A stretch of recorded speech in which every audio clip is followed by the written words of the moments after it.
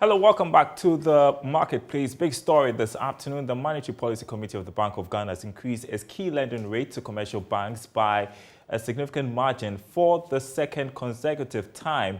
It adjusted the policy rate by 2% to 19%. This means you'll pay more for loans borrowed from the banks. Now, speaking at a news conference today, Governor of the Bank of Ghana, Dr. Ernest Addison, said the decision to increase the policy rate was influenced by threats to the country's inflation rate, which has reached alarming levels. Listen.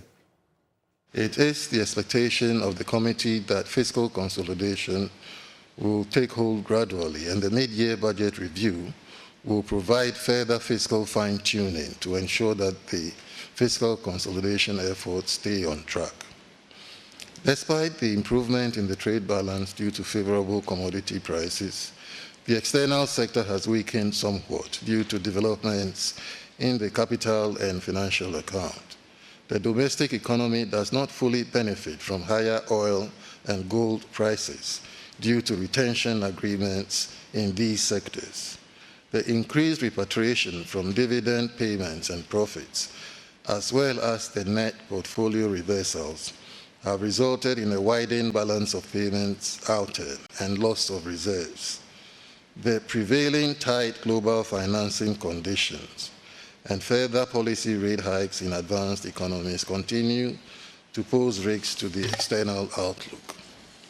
Headline inflation surged in April 2022, and both headline and core inflation have stretched further above the upper limit of the bank's medium-term target band. The heightened uncertainty surrounding the inflation dynamics has weighed heavily on the domestic environment and significantly depressed business and consumer sentiments.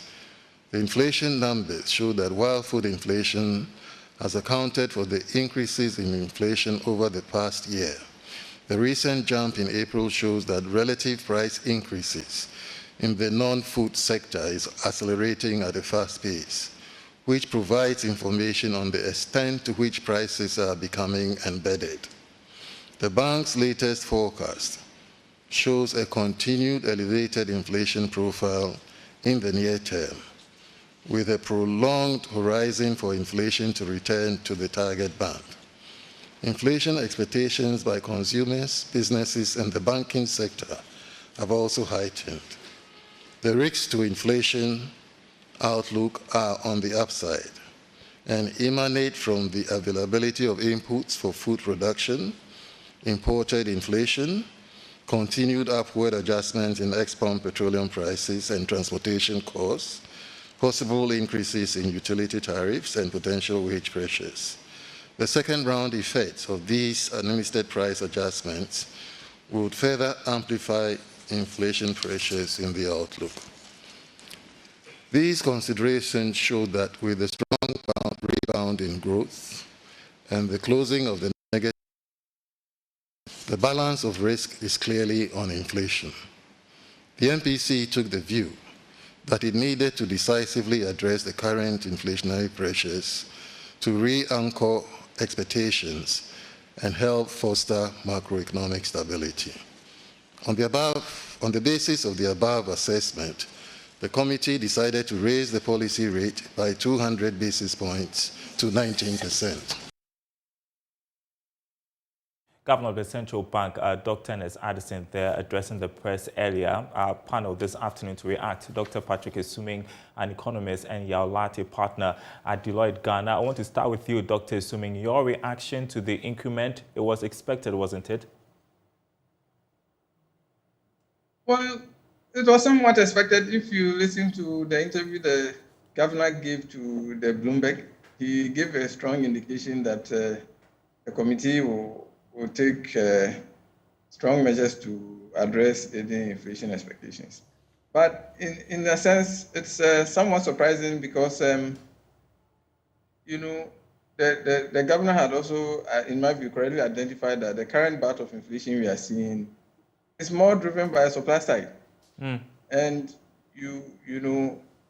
clearly, you don't want to fight supply side inflation with just rate hike. So in that sense, it's quite surprising because also they have only recently increased the rate by 250 basis points. And those effects haven't seeped through the economy yet. We haven't seen the full effect go through the economy. So in some sense, it was quite surprising to see that we have another 200 basis point increase. Yao, are you surprised?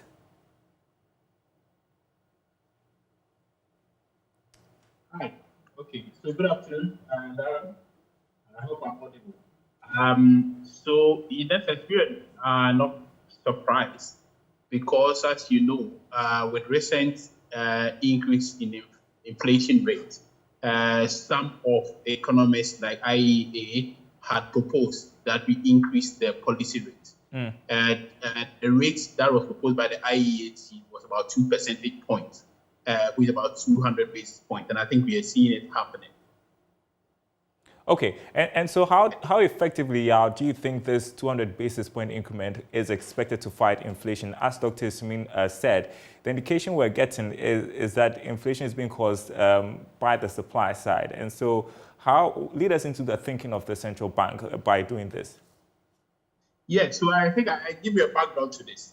The supply side challenge that we are facing now as part of our inflation issues is driven by three main global factors. The first one being climate change, which is affecting our food production worldwide. And then secondly, disruption in global supply chain as a result of COVID. And thirdly, escalation of the supply side challenges as a result of the Russia and Ukraine war. And in Ghana, as the Minister of Finance clearly attributed, is affected by the three Fs, be it food, fuel, and then financial conditions. And our food price has been exacerbated by the fact that we are also having fertilizer challenges. So with these three factors, as you know, those are the supply side. So any policy or measure that is affecting the demand side, affecting the money that's available in the system, may not necessarily affect these things or address these concerns. I think government or the central bank should also focus on addressing or stabilizing the local currency. Because when you have disruption in supply of goods, the problem you have is that the goods that we are importing will be expensive if the local currency is depreciating.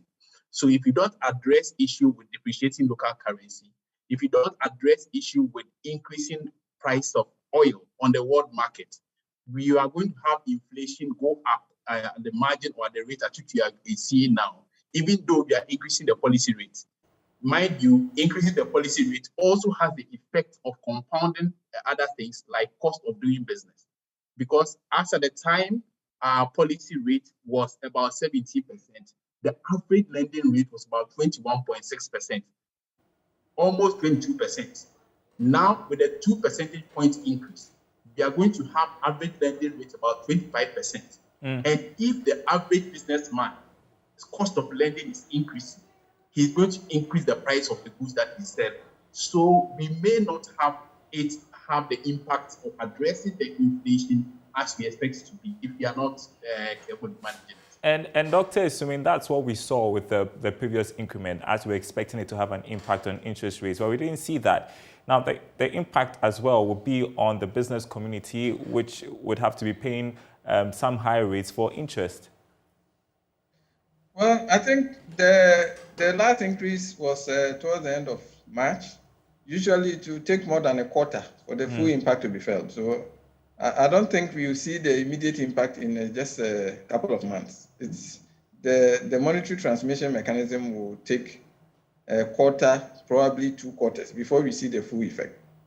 But, you know, the challenges that the economy is facing, you know, it requires a broad range of solutions. It can't just be by the monetary authority trying to raise rates, their policy rate, because it's not just that we have an isolated case where inflation is going up. I think the economy is experiencing broader challenges. And all of those challenges, you know, just focusing on the inflation and trying to fight it wouldn't really generate the needed effect, as Yao alluded to. So I think maybe but when you look at the financials, the statement that was the report that was released, summary of economic and financial the data, you notice that the reserve position has also weakened. You know, earlier on, the central bank had tried to to sort of address the currency depreciation by putting more dollars on the market. If you look at the reserve position and where we are, and the fact that we are not getting any dollars inflow for a while, it appears that maybe this policy rate is also to sort of help deal with the sliding currency. But I think it's obvious that we won't solve the current challenges by just raising the policy rate, even only the inflation, because we have to see some measures to address the underlying problems with production. Like we all know that there are challenges with fertilizer and food. Last year we saw it. Mm-hmm. This year we are now at the start of the planting season. If those challenges are not addressed, we are not going to get out of this anytime soon. I think you have high inflation for the foreseeable future. Do you think, in spite of the Bank of Ghana raising the rate? Do you think we have exhausted all we can do on the monetary side, Dr. Sumi? I think maybe we need a little bit of a non-conventional monetary policy making. I think I don't know what, in time past, the Bank of Ghana has tried to work with the banks to address the challenges, or to address especially agricultural financing in a slightly unconventional way. Maybe we need to do a little bit more of that, because in the current circumstances, you sort of pardon the Bank of Ghana for raising the rate again, even though it's going to bite businesses. But at the same time, we are saddled with inflation targeting regime. So they weigh the balances and they see there's a higher risk to inflation, and therefore let's jack up the rate. But it appears that the Treasury, the Finance Ministry is obviously not bringing any additional measures to try and address the underlying challenges that the real sector of the economy is facing.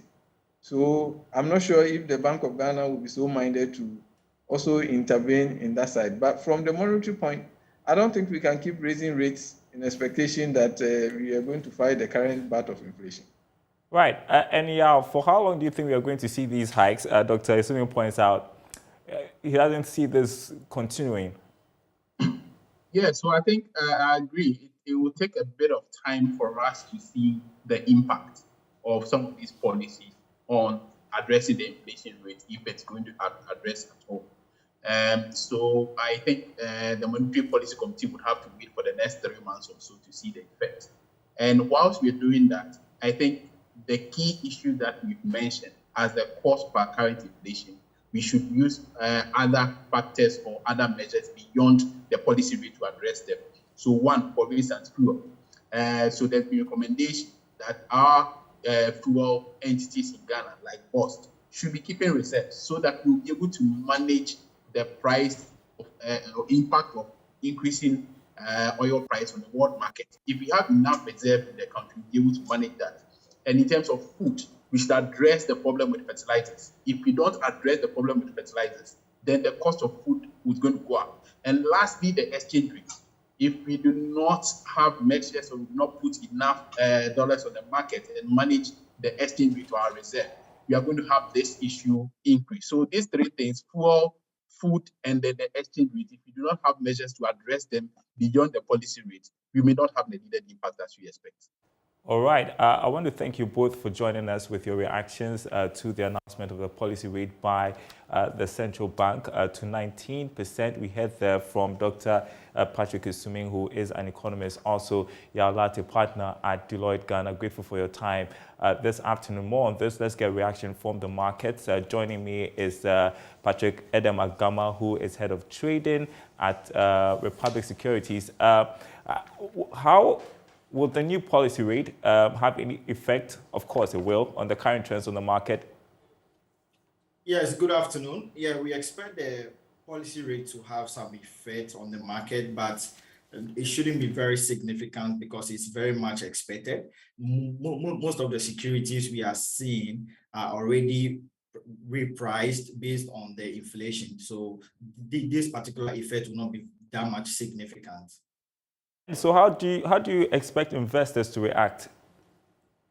Well, investors have already started the reaction. We can see that about 54% of secondary market trades were in short-dated instruments, and just about 5% were in long-dated instruments. It should tell you that investors are reacting. They are buying very short-dated instruments in order and also in anticipation of rising inflation or policy rate. We can see that on the treasury market. The 91-day closed at 19.8%, which 19.08, but as high as 19.8% were accepted. For the 182-day, it closed at 20.76, but bids as high as 24% were accepted. So it's a clear indication that there is still appetite from the government, and investors are understanding this. Oh, great. Let's turn to more on the money markets, how we expect them to react to, these developments. I want us to start with the T-bills. You have some great information for us on the auctioning, the latest results. Share with us. Yes, so at the recent auction, 91-day T-bills, bids tendered and accepted in general summed up to 657.87 million Ghana cedis for the 91-day treasury bill, and then for the 182-day treasury bill, we saw 166.82 million Ghana cedis, and then it closed at 20.76%. For this particular auction too, we saw a 3-year bond that was issued at 25%, raking in 470 million Ghana cedis. This is also an indication that investors are expecting more from the government, although this particular subscription rate was about 93.91%.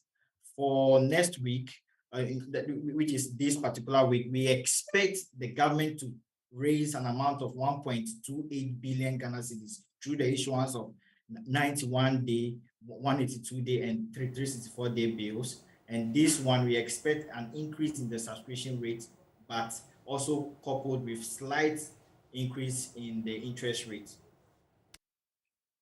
Just a summary of what you have been sharing with us, government raised 821.69 million cedis at the last auction. It missed its target of 875 million Ghana cedis, and the missed target represents a shortfall of 53.31 million cedis there. And with the increment in the policy rate, we are expecting interest rates to go up. Hopefully, people will find the T-bills market lucrative once again. Let's talk about the stock exchange this week, how we are expecting things to fare. Quickly. Hello. So, yes, at the stock exchange for equities, we expect that activities will heighten in some of the equities that we have. So we have for MTN, we expect activity to increase in MTN as investors are beginning to appreciate the stock, and also in anticipation of dividend payment with ex-dividend rate dividend date expected in June. So right, we expect activities to increase in that particular stock. All right. Thank you so much, Patrick Agama, for your time, Head of Trading at Republic Securities. Grateful for the insight. We want to take you to the Bank of Ghana, where the central bank announced its policy rate of 19%. George Afe covered that press briefing for us. He joins us from over there. George, what else has the governor been talking about? Well, Darrell, there is a concern about whether the current inflation that we are currently experiencing is supply-driven or demand-driven. The governor admitted that it is supply-driven, but indeed there is some level of connection between demand and the supply-driven inflation here. So that is why they believe that hiking the rate now is expected to do with the future hikes in inflation rate that could tame the situation. And that is why they still believe that there still is some room, or there's a room for some monetary actions to be taken to help slow the rate of inflation. Now, Dara, if you could also cast your mind back to the recent interview that the governor granted with Bloomberg, there were some concerns about whether we've hit our peak. The governor tried to clarify that by saying that, well, what he tried to explain or say is that we have hit the peak in terms of that huge spike in inflation. But going forward, we might see some marginal increases in inflation, which could be as a result of the actions that they've taken. In terms of Darrell, when are we going to see these fiscal and monetary measures impacting the market? He was looking at within the next 2 to 3 quarters. So we're seeing inflation coming down significantly. We may have to hold on for a while to maybe early next year before we see the numbers coming down significantly. Darrell asked about whether government or the fiscal sector is doing enough to complement what the monetary side is doing. He believes that, yes, of course, some of the actions that I've taken so far, indeed it's helping. And very soon we'll see that trickling down in effect, since it might take a while before we'll see some of these actions hitting the market, Darrell, as you are expecting to witness. Yeah, I thought it was an interesting question you asked about whether the monetary aspects have all been dealt with and it's now left with the government to tackle the fiscal aspects. But generally, what's their assessment of where we are in terms of the state of our economy and what the future is looking like? Well, Darrell is interesting, and he has access to the data. He believes that the economy is still recovering strongly from the shocks of COVID-19, based on the numbers that we are looking at so far. Even though when you look at the Q1, we missed slightly the fiscal deficit target for Q1. But if you look at the monetary space, if you look at the banking sector, all the data that any monetary person would want to look at shows that things are picking up. And therefore, on the part of growth, we shouldn't expect things to suffer. And that is why they think that they have to deal with the inflation decisively to minimize its impact on the broader economy and all the rest. What he had to say to also assure businesses was that, listen, inflation is the biggest canker in terms of eroding your investment and what you hold and all the rest. So even though this might have an impact on cost and access to credit, these hikes are needed right now to help show and ensure that the future is safe, or your investment is kind of protected, Darrell. All right, George Afi, we are out of time. Thank you very much for the update from the Bank of Ghana for us. A quick update on the AFDB meetings underway in Accra. President of the African Development Bank, Dr. Akinwumi Adesina, has announced the approval of $1.5 billion to support food production in Africa. The fund, which will benefit about, is targeting the production of staples. Here's more. And Union Commission developed the Africa Emergency Food Production Plan. Total value of all the food produced that will be produced is $12 billion US. And as my governor, Ken Ofori-Atta, said, being a minister of finance, very quick to look at leverage ratio. When I came here and I talked to him, he said, "You're going to spend how much?" I said, "We will spend for this plan $1.5 billion US. That's how much we're going to spend." He said, "But you're going to produce $12 billion worth of food." Is there a mathematician here? What leverage is that? That is an incredible leverage. And that's what we have to do. So again, let me say, the African Development Bank delivered for Africa.